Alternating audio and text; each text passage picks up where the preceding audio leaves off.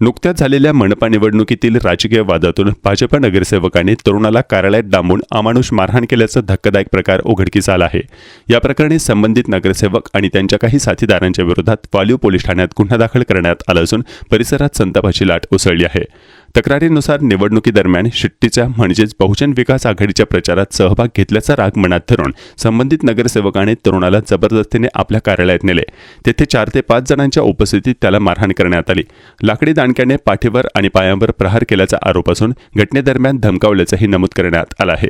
जखमी तरुणावर उपचार सुरू असून त्याच्या तक्रारीवरून पोलिसांनी भारतीय न्याय संहितेतील कलम 118(1), 189(2), 191(2) आणि 351(2) यान्वये गुन्हा नोंदवला आहे।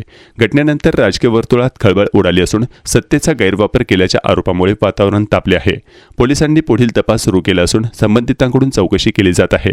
कायदा सर्वांसाठी समान असल्याचं सांगत पोलीस प्रशासनाने निष्पक्ष कारवाईचे आश्वासन दिले आहे। मला याच्याबद्दल काही आयडिया नाही। मी सांगतो ना, मला पोलीस चौकीतून देखील अजून फोन आलेला नाही। ही FIR जी तुम्हाला दिसते ना, माझी प्रिंटआउट, ही फेसबुकवरनं मी काढलेली आहे।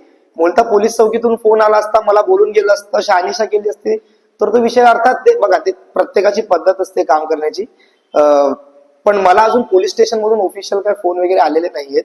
मला ही FIR इंटरनेटमधनं म्हणजे फेसबुकच्या माध्यमातून मिळाली आहे आणि व्हेरी सरप्राईज की हे काय घडले। पण मी माझं काम काय थांबवणार नाही। लोकांनी कितीही षडयंत्र केले, काही केले तरी जनसेवेचा जो भाव मी हाताशी धरलाय, त्या जनसेवेच्या सद्भावनेने हा गणेश बालकृष्ण पाटील जनतेच्या मध्येच राहील। वेळ आली तर गटर सुद्धा स्वच्छ करेल।